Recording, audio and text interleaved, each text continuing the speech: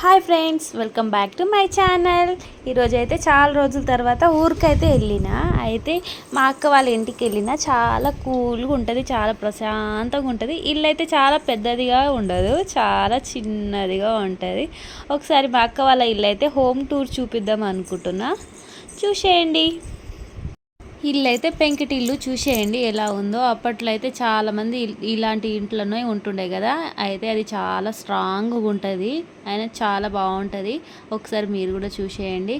అయితే నేను ఒక విషయం ఏం చెప్పాలనుకుంటున్నా అంటే, డబ్బులు ఉన్నప్పుడే జాగ్రత్త పెట్టుకోవాలి.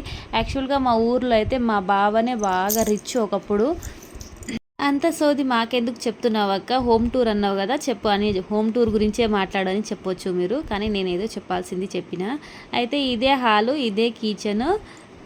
వర్షం పడ్డప్పుడు అయితే మా అక్క ఇంట్లోనే వంట చేసుకుంటుంది, వర్షం పడని రోజు అయితే బయట చేసుకుంటుంది.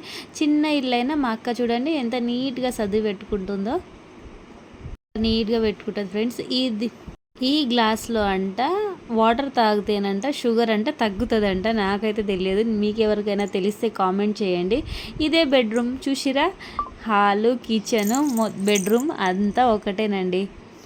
నెక్స్ట్ అయితే పిల్లల బెడ్రూమ్. లోపల అయితే చూపిద్దాం అనుకున్నా, అప్పుడే కరెంట్ పోయింది, అందుకని చూపించట్లేదు.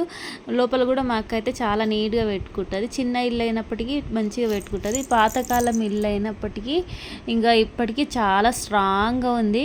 ఇక్కడైతే దేవుని గది ఫ్రెండ్స్.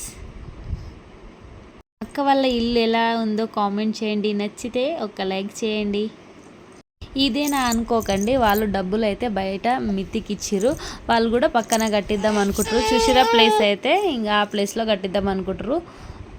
మా అక్క వాళ్ళ ఇంటికి వస్తే ఈ చెట్టే చాలా హైలైట్, చాలా ప్రశాంతతని ఇస్తుంది, చాలా మంచిగా అనిపిస్తుంది. ఈ ఇల్లుని చూసి తప్పుగా అయితే అనుకోకండి ఫ్రెండ్స్. నెక్స్ట్ అయితే మా మమ్మీ వాళ్ళ ఇంటికి వచ్చి గోంగూర తెంపుకొచ్చిన. ఇక నెక్స్ట్ ఎప్పుడైనా వెళ్ళినప్పుడు అయితే మా మమ్మీ వాళ్ళ ఇల్లు, అదే మా ఇల్లు హోమ్ టూర్ చేద్దామని అనుకుంటున్నా. ఎంతమంది కావాలో కామెంట్ చేయండి. వీడియో నచ్చితే లైక్ చేయండి, సబ్స్క్రైబ్